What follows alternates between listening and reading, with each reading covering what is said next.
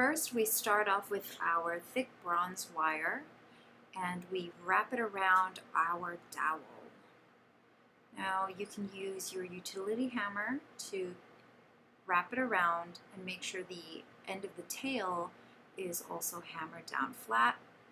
Cut it and then file the ends nice and flush, and you're ready to start hammering. We only hammer one side to make sure that we can slide the pin onto it.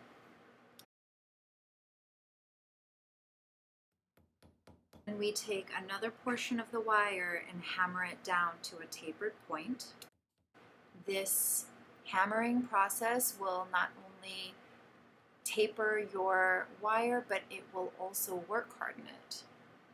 So you should have facets running down, which you then file down and then sand so that it becomes more pointed as well as nice and smooth. This part will be the straight pin in your penannular fibula.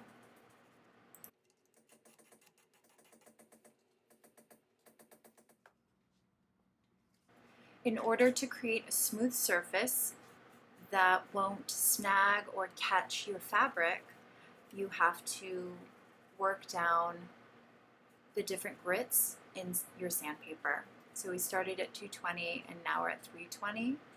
And I'm having a little bit of difficulty keeping my rod on my bench pin.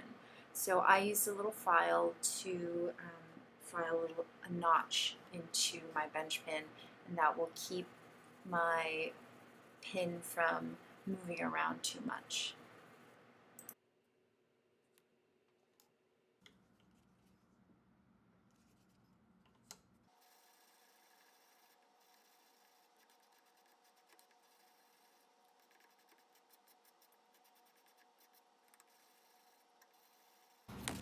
Now I'm just using my ring as a guide to make sure that I am sanding the correct length of wire. I could also put a mark with a Sharpie to note exactly where that is, but I am happy eyeballing it.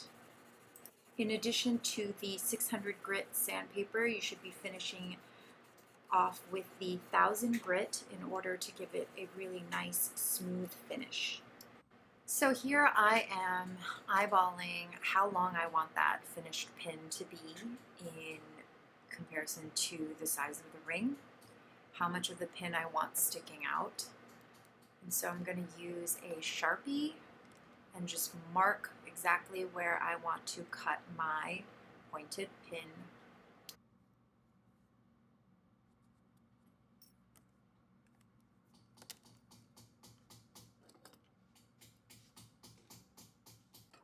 Now, if you've got a really beefy pair of wire cutters like I do, then you are welcome to cut right through your wire.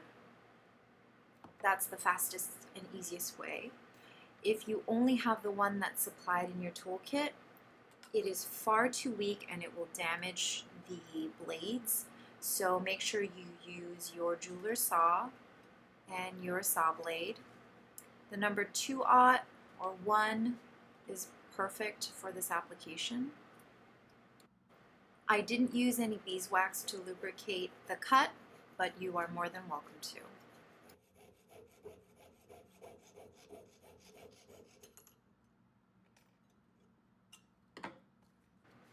Now I'm going to use my 220 grit sanding stick to remove the burr and sand the top of that wire to make it nice and flush and clean.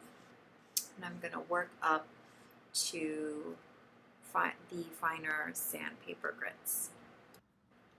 Now remember to cut your pin just a smidge bit shorter than you would think if you're using this method, because when you hammer the end, it will stretch out the length of your pin.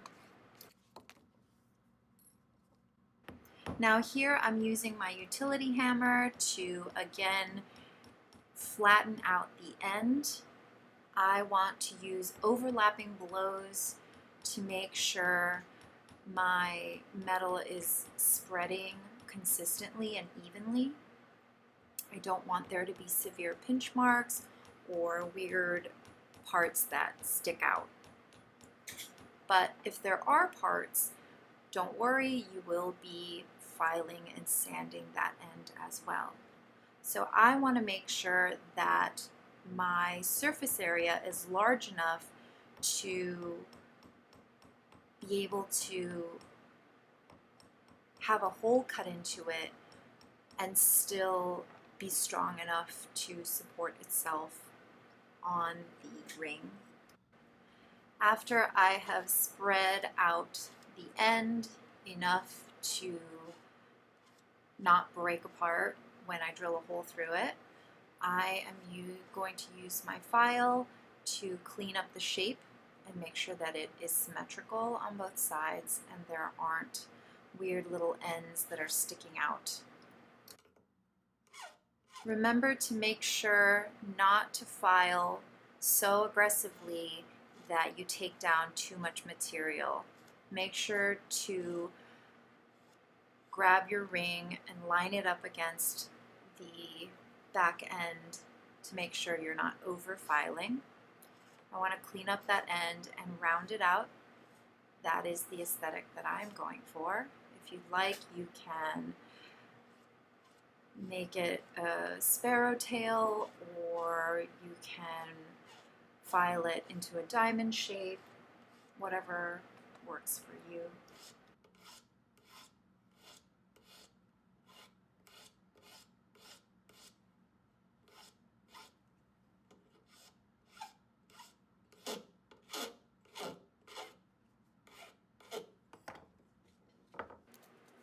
There seemed to be a little inconsistency in how straight the pin is, so I am hammering it just enough for the piece to kind of straighten out. Now that I'm happy with my connecting end and it's straight and the right size, I'm going to go ahead and sand the surface and the edges to make sure I'm 1000 smooth. I start out with 220 grit and I will move on all the way up to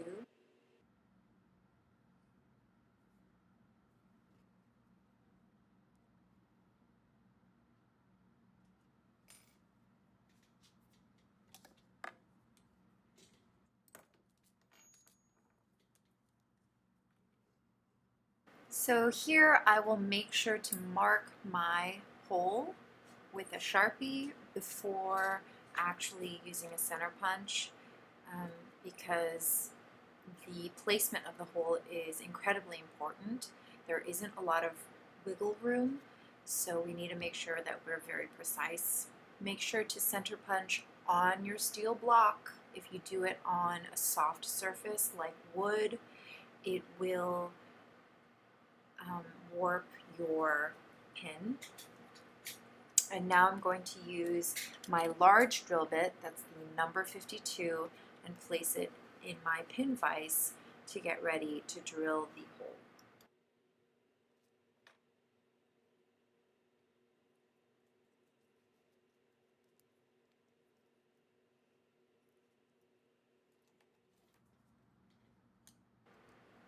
Now I'm going to drill my hole.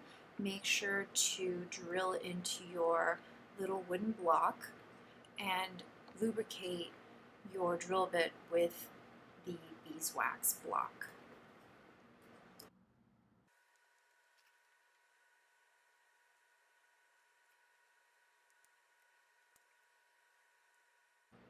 After drilling my hole, I will chamfer the edges of the hole and deburr it by using my 1/4 inch drill bit wrapped in tape to protect my fingers. And here you can see that my ring does not quite fit in the hole. The drill bit is too small. Ideally, we would use a larger drill bit to widen the hole, but in our case, we do not have one. So we're going to use the saw frame with a jeweler's saw and manually open up the hole. I'm being very gentle and very precise with my movements. I am basically rubbing my saw blade up against the side of the hole in order to widen it. You don't want to make a straight cut because you can cut right through to the outside of your pin.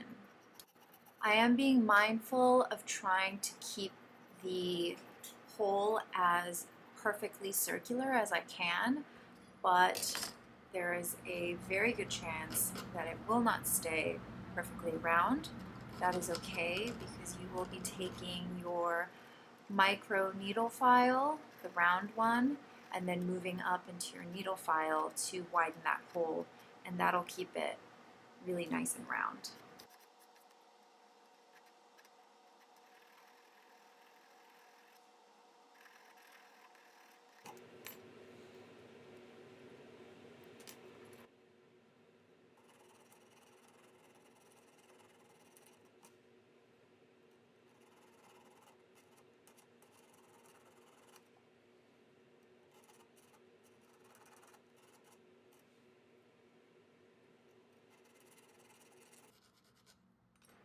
So the pin finally fits, but it's still a bit snug. I want there to be a good amount of wiggle room, so I'm going to go back and refile it just a little bit more.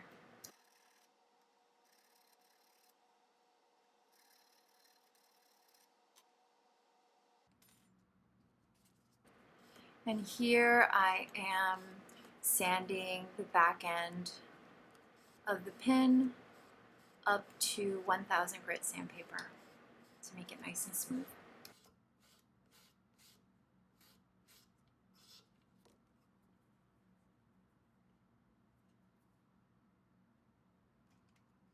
Initially, I had already formed and flattened one end of the ring, but I'm going back and cleaning it up.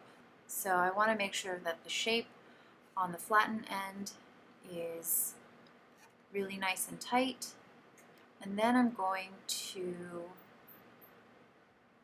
rehammer the shape of the ring because it feels a little off to me. Ideally, you do all of this forming prior to you hammering any end.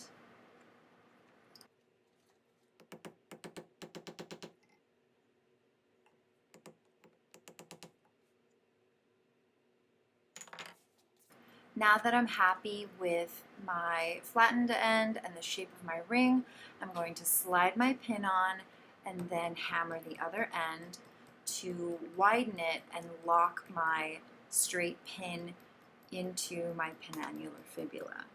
Do not forget to slide your pin on before spreading the other side. I am making sure to flip-flop my ring as I'm hammering it, because if you only hammer it from one side, it will make the front and the back uneven. From here, I will file my ends to make sure that they are nice and cleaned up and even and symmetrical. I like mine slightly rounded. I think it gives it a really clean and soft look.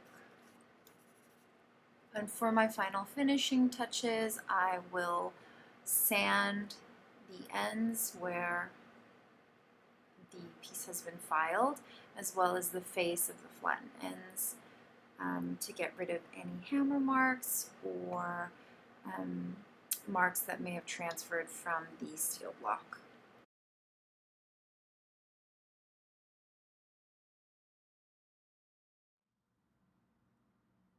Now, if you want a different pin connection to your ring, you can choose to flatten the end and wrap it around.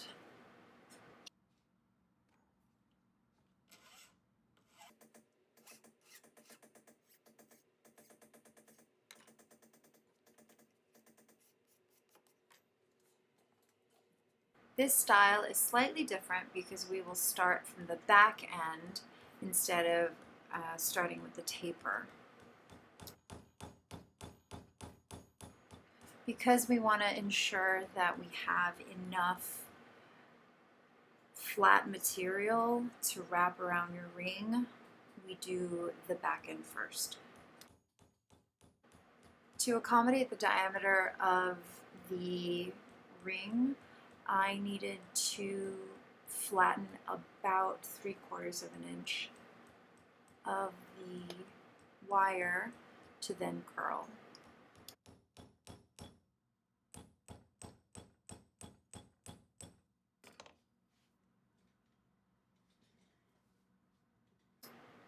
Here I am hammering the wire down and making as flat as possible. So I'm slowly rotating my wire as I am making overlapping light blows to the wire. I'm not trying to flatten the front end so much as straighten it.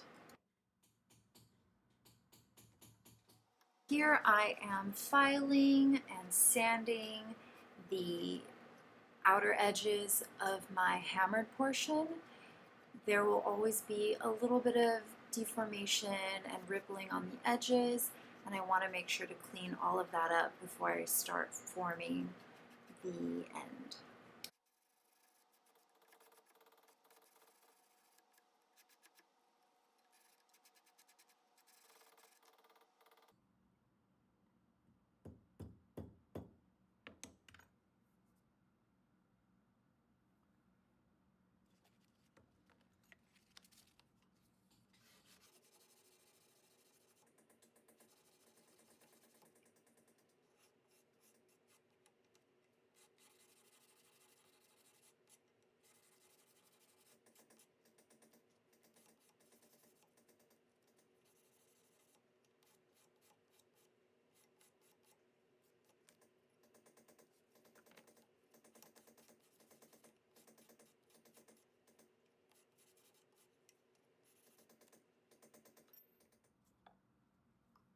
Now that my back end is all hammered and filed and sanded and finished, I can now form it using my round nose pliers. Also, a lot of other forming pliers out on the market. These are a couple of my favorite. So that's a half round with a flat end and a round nose with a flat combo. And those tend to leave far fewer marks and can give you a really nice gentle slope if that's what you're looking for. What I'm doing now is I'm applying masking tape on one side of the round nose plier to act as a buffer and cushion, so I'm not making a bunch of pinches and scratches on my wire.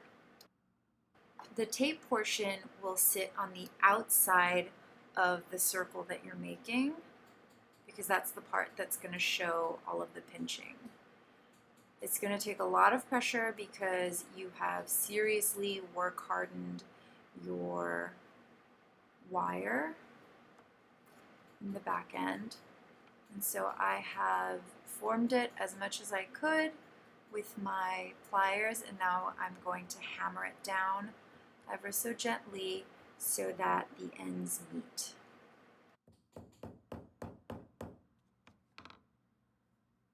And now my back end slides nicely and easily onto the diameter of my potential circle.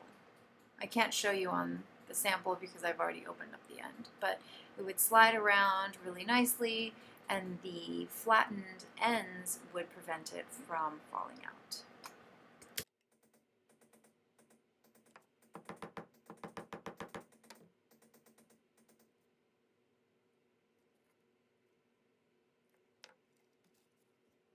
From here, I can sand any marks left on my wire and any tape residue that's rubbed off from the forming process.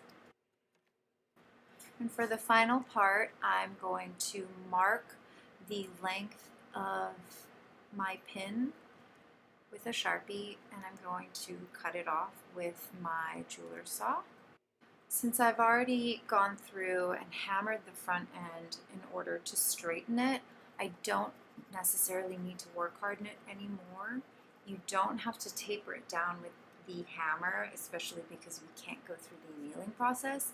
So I'm going to just file it nice and pointed.